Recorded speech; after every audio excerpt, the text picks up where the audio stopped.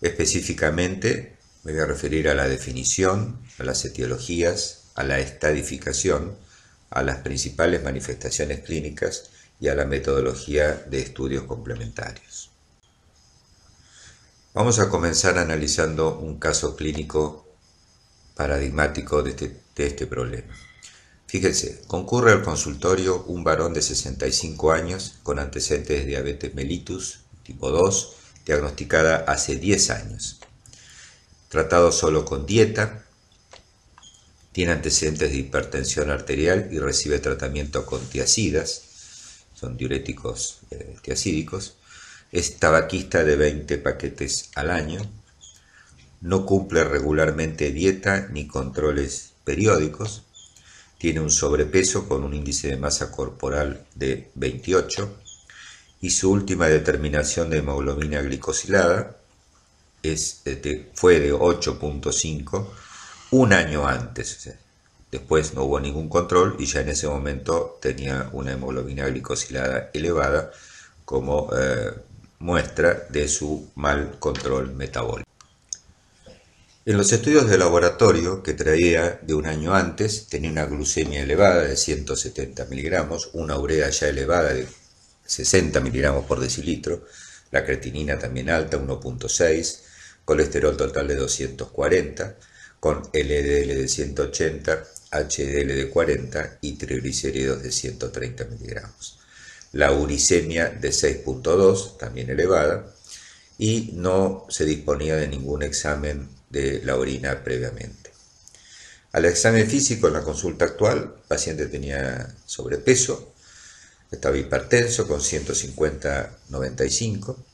En el fondo de ojo tenía una retinopatía hipertensiva grado 2 y además una retinopatía diabética de tipo no proliferativo. Se le solicitan análisis actuales, la urea pasó a tener 75 miligramos, la creatinina es de 2.2 y en la orina se advierte una proteinuria de 2 cruces y 5 hematíes por campo. Ya con este caso podemos empezar a definir lo que se denomina insuficiencia renal crónica, que es la disminución del filtrado glomerular de 3 o más meses de duración. El paciente que hemos presentado ya un año antes tenía disminución del filtrado glomerular expresado por la elevación de la urea y de la creatinina.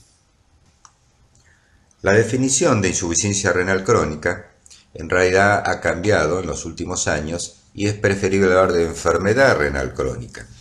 Y la enfermedad renal crónica se define como el daño renal de por lo menos 3 meses de evolución, el tiempo es el mismo, pero definido por alteraciones funcionales o estructurales renales con o sin disminución del filtrado glomerular. Fíjense en la diferencia, en la definición antigua se basaba solo en el filtrado glomerular. La definición de enfermedad renal crónica habla de alteraciones funcionales o estructurales que pueden o no tener disminución del filtrado. También se puede definir como la definición anterior, reducción del filtrado glomerular de por lo menos 3 meses de evolución. Y es muy importante saber que la estadificación actual de la enfermedad renal crónica se basa en el filtrado glomerular y cuán descendido esté y en la presencia y la cuantificación de la proteinuria, y ya vamos a ver por qué es tan importante esto. Un concepto que debemos tener muy en cuenta, que la estimación del filtrado glomerular solamente en base a la creatinina sérica es falaz. Fíjense este cuadro, que dependiendo de la edad, del género y de la raza, con una misma creatinina, en este caso 1.3 miligramos por decilitro, la estimación del filtrado glomerular va desde un paciente masculino de 20 años y de raza negra, tiene 91 mililitros de filtrado. Abajo de todo, fíjense que un paciente de 50 años femenino de raza blanca con 1.3 también tiene 46 mililitros por minuto de filtrado. Así que la creatinina sérica como único valor es falaz para estimar el filtrado glomerular. Fíjense que los estadios de enfermedad renal crónica van a ir del 1 al 3, todos con la misma creatinina plasmática. Además, la relación entre la creatinina plasmática y el filtrado glomerular no es lineal. Fíjense en estos dos gráficos, a la izquierda en hombres, a la derecha en mujeres. Se relaciona el filtrado glomerular en mililitros por minuto por 1,73 metros cuadrados de superficie corporal y la creatinina sérica. Fíjense que hasta un filtrado de 60 mililitros por minuto en ambos sexos, la creatinina prácticamente se eleva muy poco. Ahora, con reducciones por debajo de 60 mililitros por minuto, la pendiente de ascenso de creatinina en ambos sexos es mucho mayor, aumenta mucho exponencialmente la creatinina a medida que va bajando el filtrado glomerular. Es importante esta cifra de 60 mililitros por minuto porque en base a ella se van a establecer también definiciones. El otro elemento que tenemos que tener en cuenta que el filtrado glomerular varía con la edad. Fíjense que en adultos jóvenes, 20 a 30 años, es normal de 100 a 125 mililitros por minuto por 1,73 metros cuadrados de superficie corporal y desciende luego a razón de 1 mililitro por minuto cada año. Si se fijan en los gráficos, a la izquierda graficados los hombres, a la derecha las mujeres, fíjense que se relaciona la edad con el clearance de inulina. La inulina es una sustancia que se filtra por los glomérulos y no se reabsorbe en los túbulos y tampoco se secreta por los mismos, de manera tal que es la sustancia ideal para valorar el clearance, el filtrado glomerular. Sin embargo, no se utiliza en la práctica, se utiliza en laboratorios de fisiología. Fíjense que esta caída del clearance de inulina, con la edad más avanzada, la pendiente de caída es más pronunciada en el hombre que en la mujer. Pero fíjense los valores realmente diferentes que hay de clearance de inulina comparando las edades bien jóvenes, 20 a 30 años, con los pacientes de edad avanzada. En la práctica clínica, el principal método para valorar la función renal, o sea, tratar de valorar el filtrado glomerular, es el clearance de creatinina. El clearance de creatinina medido, lo cual, aquí está la fórmula, involucra recoger la orina de 24 horas, medir la creatinina urinaria y tener la creatinina plasmática. El clearance de creatinina medido entonces se expresa en mililitros por minuto. Como la medición del clearance de creatinina involucra el juntar toda la orina de 24 horas, si no su resultado va a ser falaz, y juntar toda la orina suele ser bastante dificultoso tanto en pacientes ambulatorios como en pacientes internados. Entonces se han ideado fórmulas de estimación del clearance de creatinina sin tener que tener la orina de 24 horas. Una de las primeras fórmulas muy difundidas es la fórmula de Cockcroft y Bolt, que ahí lo ven, 140 menos la edad por el peso, sobre 72 por creatinina plasmática, por 0,85 si se trata de una mujer. Esta fórmula es fácil de hacer, lo único que necesitamos es una calculadora, tener la edad del peso y la creatinina. Hay una fórmula más compleja, que por supuesto tenemos que ser un experto en matemáticas o tener una calculadora científica, o en realidad entrar a sitios por internet, a calculadoras de fórmulas, donde vamos a tener el resultado, si tenemos la edad, la creatinina, saber si es mujer y de qué raza, en la fórmula MDRD. Ahora bien, en general ya está establecido que los laboratorios, cuando uno pide estimación del filtrado glomerular o pide la creatinina, el mismo laboratorio debe reportar la función renal estimada por fórmulas según recomendaciones internacionales, con la fórmula de Cockcroft o la fórmula MDRD o con otra que veremos de acá a poco. Una tercera fórmula es la conocida como CKD-EPI, que son las siglas de... ahí está colocado en inglés lo que significa. Fíjense que esta fórmula probablemente es la más precisa para estimar el filtrado glomerular, mejor dicho, el clínex de creatinina, que no es lo mismo que filtrado glomerular.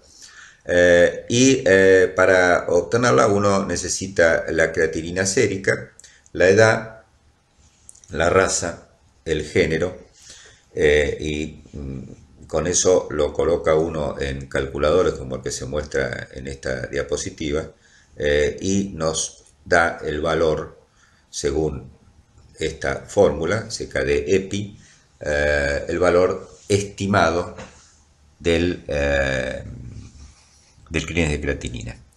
En este calculador, fíjense que da varios resultados, no solo el de la fórmula CKD-EPI, también el MDRD, y si tenemos la cifra que en la práctica no se utiliza de otra sustancia que se llama cistatina C, nos puede dar también el valor. Pero en general la utilizamos para obtener la estimación del clínex de creatinina a la fórmula CKD-EPI. Entonces tenemos la fórmula de Cockcroft-Gault, la fórmula MDRD y la CKD-EPI. Es conveniente saber que las fórmulas de estimación del clínex de creatinina, el clínex de creatinina estimado, no es exactamente lo mismo que el filtrado glomerular. En general, el clínex de creatinina estimado o medido tiende a sobreestimar un poco el filtrado glomerular. Y en cuanto a las fórmulas que hemos mencionado, hay subgrupos de pacientes en los cuales no deben ser usadas porque sus resultados son muy falaces, como por ejemplo personas muy jóvenes o personas ancianas, en mujeres embarazadas, en pacientes muy desnutridos o muy obesos, en pacientes amputados, en pacientes con retención hidrosalina grave, como los cirróticos con síndrome ascítico edematoso, la insuficiencia cardíaca congestiva con muchos edemas, el hipotiroidismo avanzado, en pacientes internados que tienen inestabilidad hemodinámica, o tampoco para estudios de potenciales donantes del riñón. En todos estos grupos de pacientes es preferible, y lo que se debe hacer es medir el clínex de creatinina y no estimarlo a través de fórmulas. Pasamos ahora a la clasificación de la enfermedad renal crónica, en primer lugar basándonos solamente en el filtrado glomerular.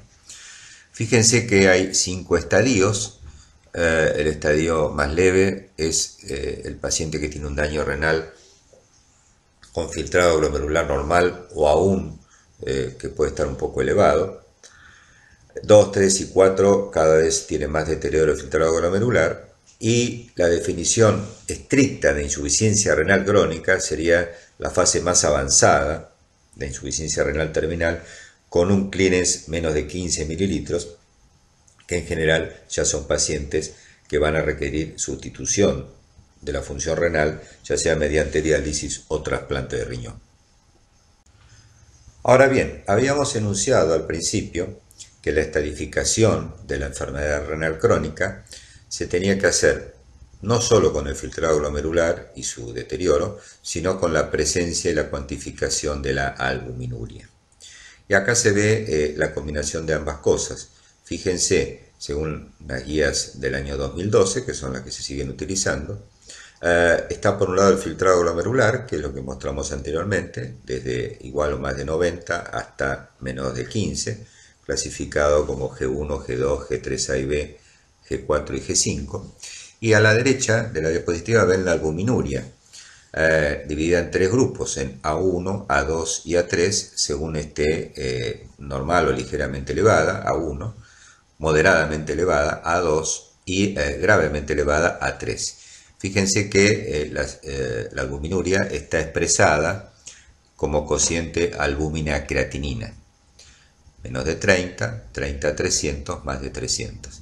Fíjense que colocando el paciente que estamos evaluando según su filtrado glomerular y su grado de albuminuria, podrá estar en alguno de los casilleros rojos, anaranjados, amarillos o verdes. Por supuesto, los casilleros rojos son los de peor pronóstico, no solo de progresión de su nefropatía, sino también de morbo y mortalidad por causas cardiovasculares, mientras que en la otra punta, si está en casilleros verdes, son los pacientes más leves y de mejor pronóstico en ambos sentidos. Fíjense acá entonces que de acuerdo a esta definición de enfermedad renal crónica, según las guías del 2012, los marcadores de daño renal, que pueden ser uno o varios, son entonces la presencia de albuminuria, alteraciones del sedimento de la orina, alteraciones de los electrolitos o otras anormalidades debido a trastornos de la función tubular renal, anormalidades detectadas por histología, anormalidades estructurales anatómicas detectadas por estudios de imágenes o historia de trasplante renal. Y la disminución del filtrado glomerular significativa es menos de 60 mililitros por minuto, que ya entra en las categorías G3A a G5 de la clasificación o estadificación que mostramos anteriormente. En esta diapositiva vemos la clasificación de la albuminuria según los distintos métodos de recolección de la orina. Si lo estimamos o la medimos en una muestra aislada de orina, hacemos el cociente entre albúmina en orina y creatinina. Y nos da rangos de normoalbuminuria, de albuminuria moderada o de albuminuria severa. Hay otras formas de acuerdo a la recolección de la orina nocturna, la orina horaria o muestras de albúmina no ajustadas a la creatinina, cuyos valores son normal menos de 20 a 200 y más de 200 microgramos por mililitro. Pero recuerden que es lo que se utiliza en la práctica, el cociente entre la albuminuria y la creatininuria. Es muy importante recordar que la presencia de microalbuminuria, definida como una excreción de albúmina en orina entre 30 y 300 miligramos, per se es un marcador de riesgo de nefropatía clínica. Puede ser el marcador más incipiente antes que haya otras alteraciones. También es predictor de enfermedad cardiovascular y de mortalidad, porque en definitiva está representando grados incipientes de disfunción endotelial y determina la presencia de lesión renal incipiente que después podrá progresar o no según la causa y según el manejo que se haga. En esta tabla ven nuevamente los grados de albuminuria desde lo normal, la microalbuminuria y ya la macroalbuminuria cuando hay más de o igual o más de 300 miligramos de albuminuria en orina. Los cocientes y el índice también de proteinuria global, no solo albuminuria, con creatininuria, que también tiene correlación con si la proteinuria es leve, moderada o severa. La enfermedad renal crónica es un trastorno frecuente. Fíjense en distintos tipos de estudios más antiguos y más recientes, la prevalencia de la enfermedad renal crónica, definida como la hemos definido anteriormente, en población de más de 20 años. Fíjense en cada uno de los estadios, la prevalencia en cada uno de esos estudios, y fíjense la prevalencia total. En estudios más antiguos, 11%, 16,8%, luego 10,2% y el estudio del 2010, estudios poblacionales, casi 9,1%. Fíjense en esta otra publicación, en Estados Unidos, la enfermedad renal crónica afecta al 12% de la población. Fíjense que la mayoría de esos pacientes con enfermedad renal crónica están en estadios más leves, 1, 2 y 3, mientras que la minoría en los estadios más avanzados. Pero, nuevamente, la enfermedad renal crónica seguramente está entre el 10, 12 y en algunos lados hasta el 15% de prevalencia. Los estadios más leves son los más prevalentes, pero son los que pueden progresar si la enfermedad es progresiva o no se maneja adecuadamente a la insuficiencia renal crónica terminal. En cuanto a las causas, las etiologías de la enfermedad renal crónica, bueno, en todos lados la causa más común de enfermedad renal crónica es la nefropatía diabética, seguida de cerca y muchas veces combinada por la hipertensión arterial, o sea, la nefropatía hipertensiva.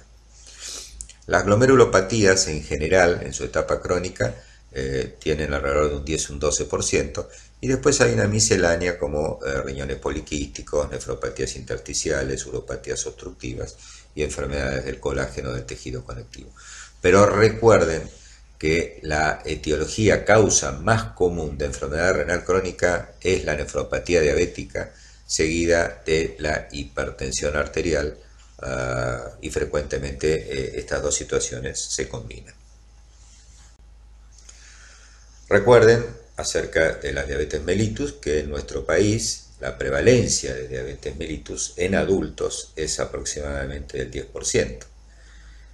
O sea, es una enfermedad prevalente. Y que la nefropatía asociada a diabetes es la principal causa de insuficiencia renal crónica terminal con necesidad de diálisis o trasplante renal. El modelo evolutivo de la nefropatía diabética, que está muy bien estudiado, nos sirve para entender cómo puede ser la progresión de una nefropatía desde los grados más leves de enfermedad renal hasta la insuficiencia renal crónica terminal. Fíjense que esto, en el caso de la nefropatía diabética, ocurre en años, no ocurre rápidamente, salvo que tenga otra complicación. Desde el comienzo de la hiperglucemia, los pacientes con nefropatía diabética en realidad tienen una primera etapa de un alto filtrado glomerular, como se ve ahí arriba. En ese momento ya puede haber cierto grado de injuria celular, puede haber ya una tendencia a aumentar la presión arterial y aparecer la microalbuminuria. Ya cuando el filtrado glomerular es normal, o sea, pasa de estar elevado a ser normal, estos tres últimos alteraciones que hemos mencionado están prácticamente en todos los pacientes. Y cuando ya baja el filtrado glomerular, los pacientes ya tienen glomerulosclerosis establecida y distintos grados de fibrosis túbulo-intersticial. Prácticamente todos tienen hipertensión arterial, la microalbuminuria se transforma en macroalbuminuria, empieza a aumentar la creatinina plasmática y se llega al estadio de enfermedad renal terminal. Fíjense en la barra de abajo que el riesgo cardiovascular está desde las etapas iniciales hasta las etapas finales. Por supuesto que cuanto más avanzada está la nefropatía diabética, más proteinuria tiene el paciente, más caída del filtrado glomerular, más hipertensión arterial, el riesgo y la morbimortalidad y causa de muerte cardiovascular es mucho mayor. ¿Cuáles son los factores de progresión más conocidos de progresión de la nefropatía para llegar a la insuficiencia renal crónica? Bueno, hay tres mecanismos importantes. Primero, la hiperfiltración de los glomérulos que todavía tienen función de filtración, la hipertensión intraglomerular, justamente en parte secundaria de esa hiperfiltración, y la proteinuria.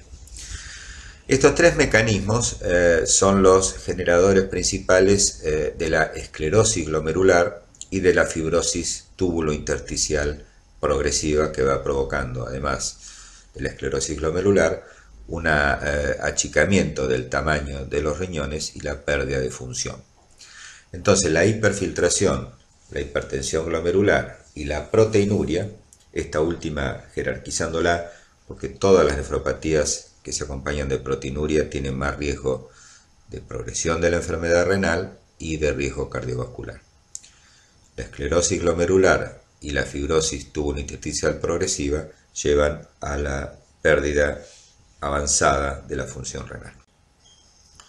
Completando esto, entonces, la progresión a insuficiencia renal crónica avanzada involucra la pérdida de nefrones, la hiperfiltración de los nefrones remanentes, expansión e hipertrofia glomerular seguida de glomerulosclerosis, compromiso túbulo-intersticial progresivo y llegada al llamado riñón terminal o insuficiencia renal crónica avanzada con necesidad de diálisis o de trasplante renal. Otros mecanismos de progresión, también muy importantes, que involucran o son mediadores de los mecanismos que hemos mencionado anteriormente, son la liberación de citoquinas inflamatorias, el daño por mecanismos oxidativos, la activación del sistema de renina-angiotensina-aldosterona. Esto es muy importante y es uno de los recursos terapéuticos bloqueando este sistema. La proteinuria ya mencionada como elemento importante de progresión de las nefropatías, y ya mencionamos que la fibrosis tubulointersticial progresiva es la que finalmente provoca la pérdida del tamaño renal, porque el parénquima renal es básicamente cicatrizar en el túbulo intersticial. Dijimos que a medida que progresa la enfermedad renal crónica y cae más el filtrado glomerular, va aumentando la morbimortalidad por causas cardiovasculares.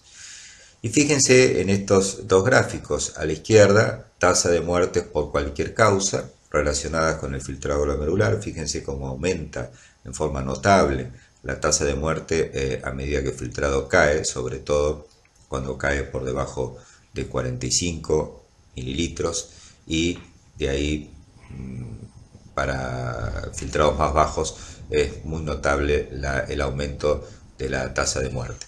Y fíjense a la derecha la tasa de eventos cardiovasculares, como también empieza a aumentar por debajo de filtrados de 60 mililitros, y se hace muy notoria en la progresión de la tasa de eventos cardiovasculares a medida que cae el filtrado glomerular. Recordar entonces que la enfermedad renal crónica es una situación prevalente y de alto riesgo de morbimortalidad cardiovascular, y que la principal causa de muerte de los pacientes con enfermedad renal crónica o insuficiencia renal crónica es por causas cardiovasculares. Vamos a pasar a analizar ahora las manifestaciones clínicas de la enfermedad o insuficiencia renal crónica. Y bueno, primero hay una etapa asintomática, solo evidenciable por los estudios de laboratorio, y luego una etapa sintomática que en general se correlaciona con estadios más avanzados de la enfermedad renal crónica. Estas manifestaciones clínicas, que globalmente a veces se llaman síntomas de uremia, aunque tienen que tener claro que no es la elevación o el valor de la urea plasmática en sí la que provoca estas manifestaciones clínicas. Se llama a veces síndrome urémico cuando está muy avanzado, pero recordar que no solo se debe al valor de la urea. Bueno, acá vemos agrupadas la mayoría de las manifestaciones, que como ven son sistémicas, desde las manifestaciones neurológicas, que en grados avanzados ya puede haber deterioro del sensorio, pero en grados más leves los pacientes se sienten fatigados, pueden tener insomnio, pueden sentirse con depresión. Manifestaciones oculares, respiratorias, como el pulmón urémico, que es una forma de edema pulmonar no cardiogénico, la pleuritis urémica, el edema pulmonar. Las manifestaciones metabólicas, fíjense que son frecuentes: la hiperuricemia, la hiperglucemia, particularmente en diabéticos, la acidosis metabólica. Trastornos reproductivos como disminución de la libido, infertilidad, impotencia, amenorrea. Las dermatológicas, prácticamente todos los pacientes con enfermedad renal crónica en grados moderados avanzados tienen anemia, así que se ven pálidos, pero muchas veces el color de la piel es un color pálido con cierta coloración amarillenta ocre, que le da un aspecto muy particular a los pacientes con insuficiencia renal crónica. Sufren frecuentemente estos pacientes de prurito y de piel seca. A veces el prurito es un síntoma realmente muy molesto para los pacientes. Desde el punto de vista endocrino puede acompañarse de hipotiroidismo, pero sobre todo de hiperparatiroidismo y sus consecuencias. Desde el punto de vista cardiovascular, por supuesto, de insuficiencia cardíaca congestiva, hipertensión y la pericarditis urémica. Desde el punto de vista hematológico ya mencionamos la anemia, tendencia al sangrado, eso en general es por disfunción plaquetaria, y susceptibilidad a infecciones. Los síntomas gastrointestinales son muy frecuentes, como las náuseas, los vómitos y la anorexia. Es menos frecuente, pero puede aparecer sangrado gastrointestinal y cuadros de diarrea. Y lo que se menciona ahí como fetor urémico es el aliento urémico, un aliento amoniacal que los pacientes con insuficiencia renal aguda o crónica importante tienen. Es un olor muy particular, parecido al olor de la orina, porque es un olor amoniacal del aliento. Desde el punto de vista musculoesquelético, se produce en estadios avanzados la llamada osteodistrofia renal, que consiste en manifestaciones de osteomalacia, de osteoitis fibrosa quística, que en realidad se debe a hiperparatiroidismo, menos frecuentemente de osteosclerosis y a veces calcificaciones de tejidos. En niños, por supuesto, el retraso del crecimiento es una manifestación frecuente de la insuficiencia renal crónica. Acá vemos en esta foto de esta paciente lo que les decía, la coloración que a veces adopta el paciente con insuficiencia renal crónica, en este caso una señora que seguramente de piel morena previamente, pero esa coloración amarillenta, medio de color ocre, que en este caso se localiza más en la zona de las mejillas y alrededor de los ojos, junto con aparentemente una facies bastante abotagada, es una facies sugerente de insuficiencia renal crónica. Mencionamos ya que el prurito en muchos pacientes suele ser un síntoma muy molesto y difícil de controlar. La mayoría de los pacientes renales crónicos tienen, como en la foto de arriba a la izquierda, xerodermia, que significa piel seca, y la piel seca de por sí, con o sin insuficiencia renal crónica, es causa de prurito cutáneo. En la foto de la derecha vemos lo que se denomina escarcha urémica. Fíjense en el contexto de una piel seca todos esos puntitos blancos que parecen como si fueran gotitas de escarcha. Bueno, esto se da a llamar escarcha urémica y se ve en insuficiencia renal crónica avanzada. En el llamado o mal llamado síndrome urémico, pero lo seguimos denominando así, repito que no es la urea en sí lo que provoca esto, hay manifestaciones que ya son severas, llamadas urémicas, y que en general son indicadoras de que el paciente agudo o crónico necesita diálisis. Por ejemplo, que el paciente tenga náuseas y vómitos provocados por la insuficiencia renal, es una de estas manifestaciones. La sobrecarga de volumen, con el consiguiente cuadro de insuficiencia cardíaca y edema pulmonar, que a su vez puede ser una mezcla de edema pulmonar cardiogénico y no cardiogénico o urémico. La pericarditis, ya sea manifestada por dolor o la ocultación de un frote pericárdico en un paciente con insuficiencia renal, habitualmente es indicadora de necesidad de diálisis. Que el paciente tenga hemorragias, repito que en general son por disfunción plaquetaria, que el paciente tenga encefalopatía urémica, que puede tener distintos grados. El primero de ellos, por ahí el paciente solo está levemente desorientado, pero se aprecia asterixis, o sea, parecido a la insuficiencia hepática. El frapping tremor, es decir, el aleteo de las manos, o la asterixis de la lengua, son manifestaciones también de encefalopatía urémica y generalmente indican la necesidad de diálisis. Y por supuesto, deterioros más importantes del estado del sensorio, como puede ser el paciente estuporoso o en coma por insuficiencia renal, también es una indicación de diálisis de urgencia. En este gráfico se repiten algunas de las cosas que hemos visto: el edema pulmonar, la encefalopatía, la serositis, pero además hay otras complicaciones, por ejemplo, las relacionadas con el potasio y la hipercalemia no tratable por otras formas puede llegar a ser una indicación de diálisis, lo mismo que la acidosis metabólica severa, la hipertensión arterial severa y, como complicación de la pericarditis, el taponamiento cardíaco, situación muy grave que no es tan común en la uremia, pero puede ocurrir. Hay veces que evaluamos a un paciente con insuficiencia renal y en la evaluación inicial no tenemos bien claro si se trata de una insuficiencia renal crónica o una insuficiencia renal aguda. Hay algunos elementos que nos permiten sospechar una u otra entidad.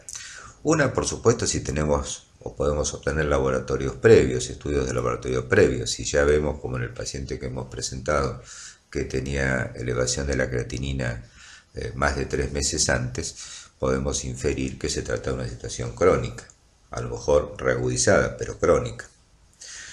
La severidad de los síntomas y los signos urémicos que hemos mencionado antes, en general es más rápidamente y más intensos y más rápidamente desarrollados en las formas agudas, pero por supuesto que un paciente con una insuficiencia renal crónica avanzada también va a tener cualquiera de las manifestaciones que mencionamos. Pero si el paciente clínicamente, de forma más o menos rápida, empezó a tener estos mencionados síntomas urémicos o alguna de las complicaciones, sospechamos más una situación aguda. La severidad de la anemia. Como vamos a ver, los pacientes con insuficiencia renal crónica suelen tener prácticamente siempre distintos grados de anemia. Los agudos también, pero en general, si el paciente no ha sangrado, la anemia de la insuficiencia renal aguda no suele ser tan marcada. Las alteraciones del calcio y del fósforo son mucho más evidentes, la tendencia a la hipocalcemia y a la hiperfosfatemia en la insuficiencia renal crónica que en la aguda. De la misma forma, la elevación de la PTH, de la paratormona, es frecuente en la insuficiencia renal crónica y no en la aguda. Y los tamaños renales. El tamaño renal, generalmente estimado por ecografía, también es un dato importante. En la insuficiencia renal aguda, en general, no hay riñones de pequeño tamaño. En cambio, en la insuficiencia renal crónica, el tamaño reducido por la fibrosis tubulointersticial que habíamos mencionado antes, en general es un indicador de cronicidad. Lo mismo que el adelgazamiento de la corteza renal, que también se puede ver por ecografía, es un signo de cronicidad. Entonces, lo que podemos llamar pistas de cronicidad surgen de la evaluación clínica, de los laboratorios previos, ver la función renal, si había estudios del sedimento urinario y si había o no previamente proteinuria. Si el paciente en la anamnesis refiere nicturia, que es, orinar de noche, levantarse a orinar de noche, 1, 2 o más veces, en general, si bien puede tener otras causas, por supuesto, enfermedad prostática, etc., el paciente con insuficiencia renal crónica suele tener nicturia y no la insuficiencia renal aguda. Ya hemos mencionado que cuando la anemia es significativa, nos inclina a favor de cronicidad, lo mismo que las alteraciones del calcio y del fósforo y los riñones reducidos de tamaño. Fíjense en estos dos cortes tomográficos, a la izquierda riñones en un corte axial de tamaño normal, y fíjense los riñones de la foto del lado derecho, son riñones muy achicados, con muy poca corteza, deformados. Son los riñones que muchas veces se ven en patología como de nefritis crónica, a veces mal llamada de pielonefritis crónica. Deformados, achicados y con cicatrices en su superficie.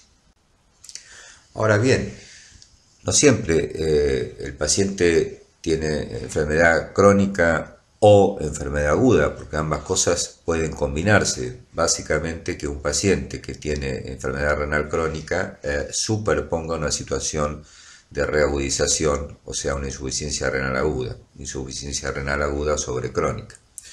Y hay algunas causas que son frecuentes de que esto ocurra, que deterioran el filtrado glomerular en un paciente que ya lo tenía deteriorado porque tenía insuficiencia renal crónica o enfermedad renal crónica. Fíjense, cualquier situación de hipoperfusión renal, hipovolemia, deshidratación, sepsis, insuficiencia cardíaca suelen ser causa de deterioro.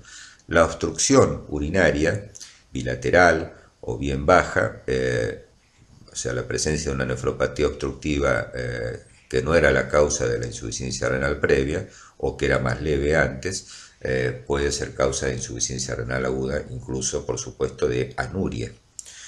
Que el paciente reciba o haya recibido algún nefrotóxico, algún fármaco de los muchos que pueden alterar la función renal, o estudios contrastados con yodo para procedimientos diagnósticos que pueden causar insuficiencia renal aguda, y los pacientes que ya tienen una enfermedad renal crónica son pacientes de riesgo para que esto pase.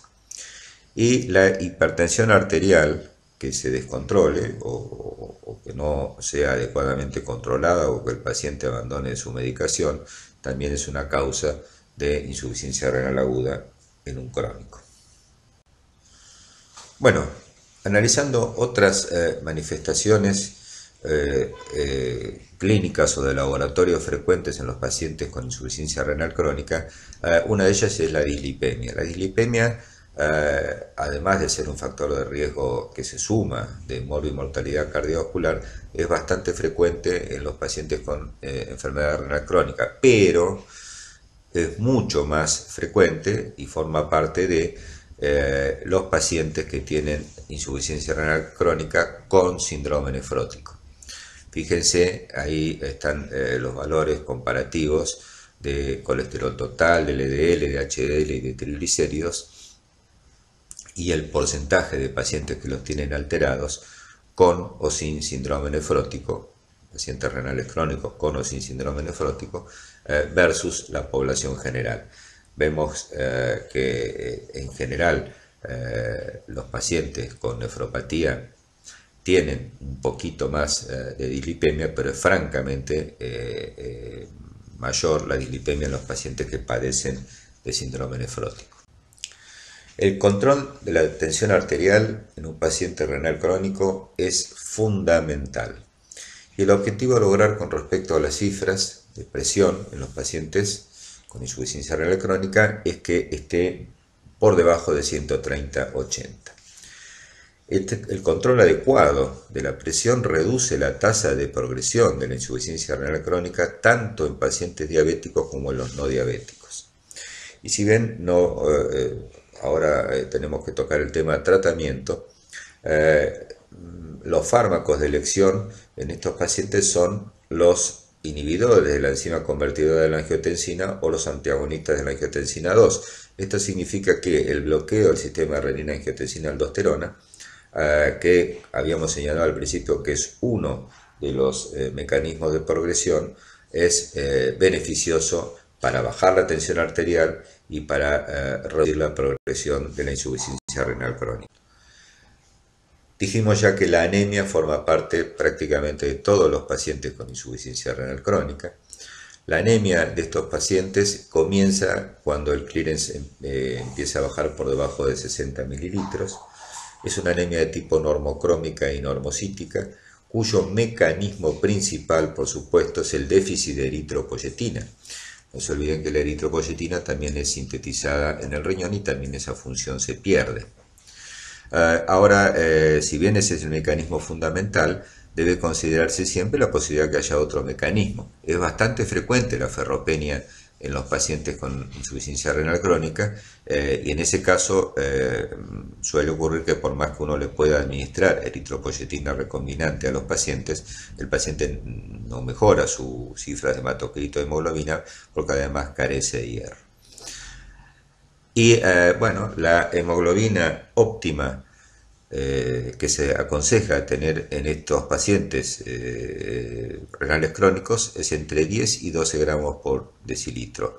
No se recomienda, está comprobado, lo veremos en algún momento en tratamiento, llevar a cifras normales de hemoglobina, porque con cifras normales de hemoglobina, o sea, 13, 14 gramos, en hombres o mujeres, aumenta la morbimortalidad que con cifras de alrededor de 11, entre 10 y 12.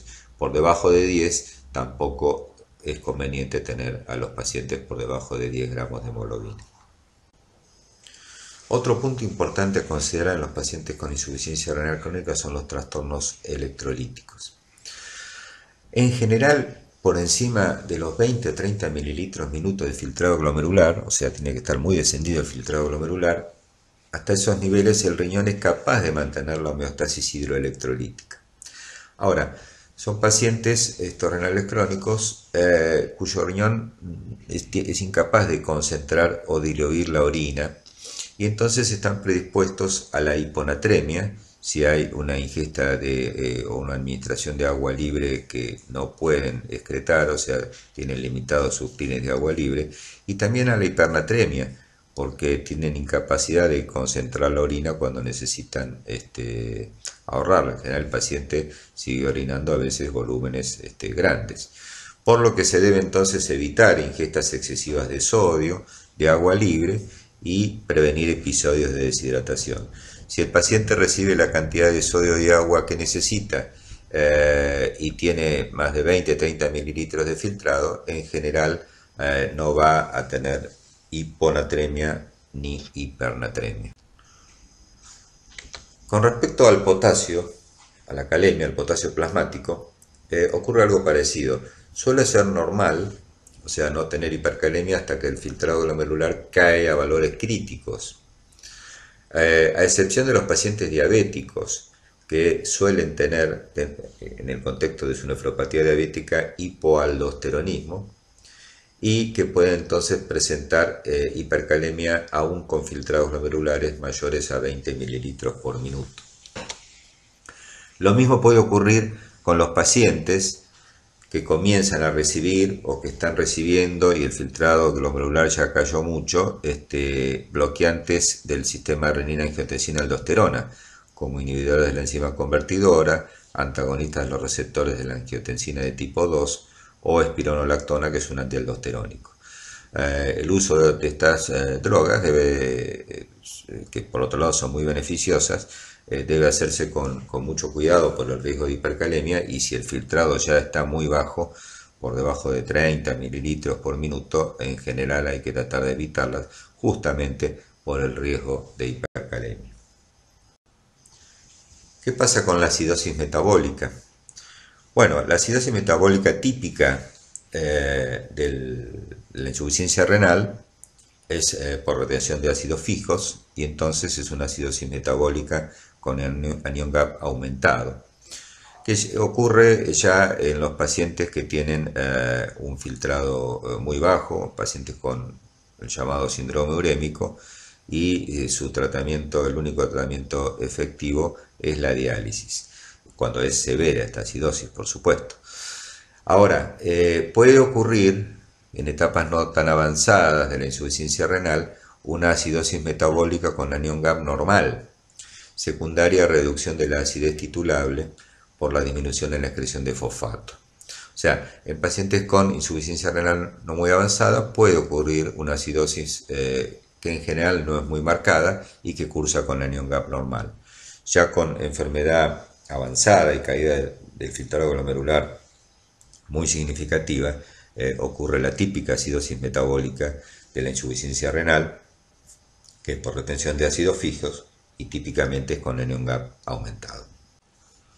Otras alteraciones significativas de los pacientes con insuficiencia renal crónica son las alteraciones del metabolismo del calcio y del fósforo, que básicamente consisten en hipocalcemia, hiperfosfatemia, disminución de la vitamina D3 e hiperparatiroidismo secundario.